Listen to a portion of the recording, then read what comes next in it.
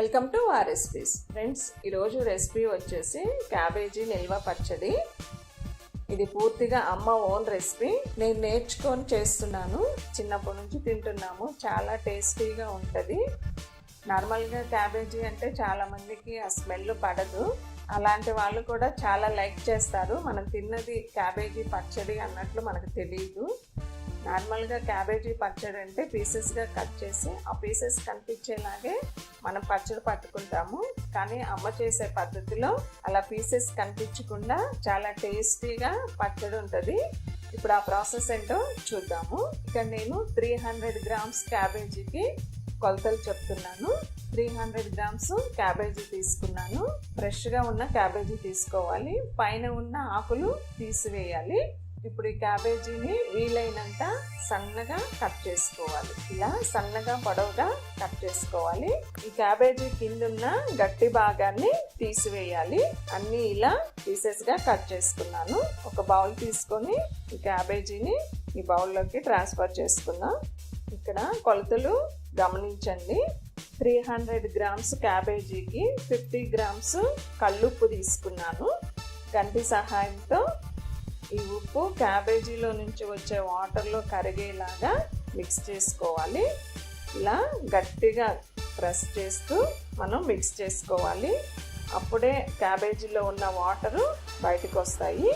చేతితో కూడా మిక్స్ చేసుకోవచ్చు. చేతికి తడి లేకుండా మిక్స్ చేసుకోవాలి.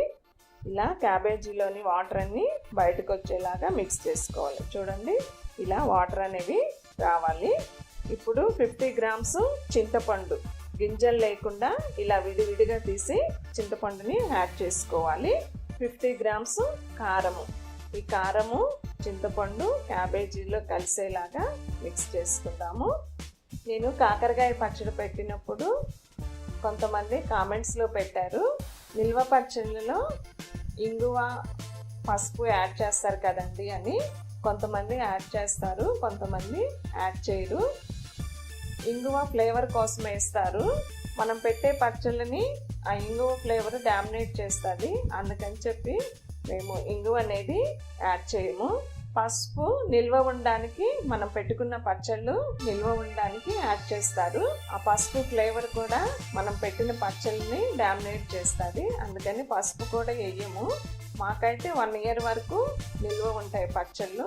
ఇప్పుడు ఇదంతా మిక్స్ చేసుకొని ఇట్లా అదిమి పట్టాలి. ఇట్లా ప్రెస్ చేసి గట్టిగా అదిమి పెట్టాలి. అప్పుడే చింతపండు అనేది నానుతుంది. ఇప్పుడు లిడ్ పెట్టేసి 3 to 4 hours నానబెడదాం. స్టవ్ మీద ఒక ప్యాన్ పెట్టి 1/2 స్పూను మెంతులు డ్రై రోస్ట్ చేసుకోవాలి.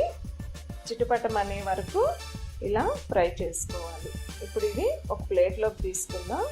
ఇప్పుడు అదే ప్యాన్లో 250 గ్రామ్స్ ఆయిల్ హీట్ అయిన తర్వాత 1 స్పూను ఆవాలు చిట్టుపట్టమన్న తర్వాత 3-4 ఎండుమిర్చి, 1 స్పూను జీలకర్ర, పచ్చిపప్పు, మినపప్పు ఉన్న 1 స్పూను యాడ్ చేసుకోవచ్చు. 10 వరకు వెల్లుల్లి రెబ్బలు పైన పొట్టు తీసి ఆయిల్లో వేయాలి. పొట్టుతో వేస్తే పేలుతాయి. ఇవి కాస్త ఫ్రై చేసుకుందాం. కొంచెం కర్రీ లీవ్స్. ఈ పోపు అంతా వేగిన తర్వాత స్టవ్ ఆఫ్ చేసి ఈ ఆయిల్ పూర్తిగా చల్లారే వరకు పక్కన పెట్టేద్దాం. ఇప్పుడు ముందుగా మనం ఫ్రై చేసి పెట్టుకున్న మెంతుల్ని దంచుకుందాం. మరి మెత్తగా రావాల్సిన అవసరం లేదు, ఇలా బరకగా వస్తే సరిపోతుంది. 7-8 వెల్లుల్లి రెబ్బలు, ఈ 2 కలిపి కచ్చాపచ్చాగా దంచుకుంటే సరిపోతుంది. ఇలా వస్తే సరిపోతుంది, మరీ మెత్తగా రావాల్సిన అవసరం లేదు. ఇప్పుడు ఇది పక్కన పెట్టేద్దాం. మనం నానబెట్టుకున్న క్యాబేజీని చూద్దాం. ఒకసారి మిక్స్ చేసుకుందాం. చూడండి, చింతపండు ఆల్మోస్ట్ నానింది. ఇలా నానితే సరిపోతుంది. ఇప్పుడు ఒక మిక్సీ జార్ తీసుకొని మిక్సీ పట్టుకుందాం. మేము చిన్నప్పుడైతే మా అమ్మ రోట్లో వేసి పత్రంతో రుబ్బేది. చాలా టైం పట్టేది, చాలా కష్టం. ఇప్పుడు మనకు మిక్సీ కాబట్టి చాలా త్వరగా అయిపోతుంది. వీలైనంత మెత్తగా మిక్సీ పట్టుకోవాలి. చూడండి, ఇంత మెత్తగా మిక్సీ పట్టుకోవాలి. ఇప్పుడు ఈ పచ్చడిని వేరే బౌల్లోకి తీసుకుందాం. మనం దంచి పెట్టుకున్న వెల్లుల్లి మెంతుల మిశ్రమాన్ని యాడ్ చేద్దాం. పోపు కూడా పూర్తిగా చల్లారింది. ఇప్పుడు పచ్చడిలోకి యాడ్ చేద్దాం. ఆయిల్ పూర్తిగా చల్లారితేనే మనం పచ్చడిలో యాడ్ చేయాలి. వేడిగా ఉన్నప్పుడు పచ్చడిలో ఆయిల్ వేయకూడదు, కలర్ చేంజ్ అవుతుంది. నేను బయట కారం కొన్నాను, అందుకని అంత కలర్ అనిపించట్లేదు. ఇదంతా మిక్స్ చేసుకుందాము. ఈ ఆయిల్ పచ్చడికి పట్టేలాగా మిక్స్ చేసుకుందాం. ఈ పచ్చడి పెట్టుకున్న రోజు నుంచే తినొచ్చు, చాలా టేస్టీగా ఉంటుంది. మన క్యాబేజీ పచ్చడి అనేది రెడీ అయింది. ఒక గాజు సీసాలోకి కానీ పింగాణి జార్లోకి కానీ తీసి పెట్టుకున్నామంటే 1 year వరకు స్టోర్ ఉంటుంది.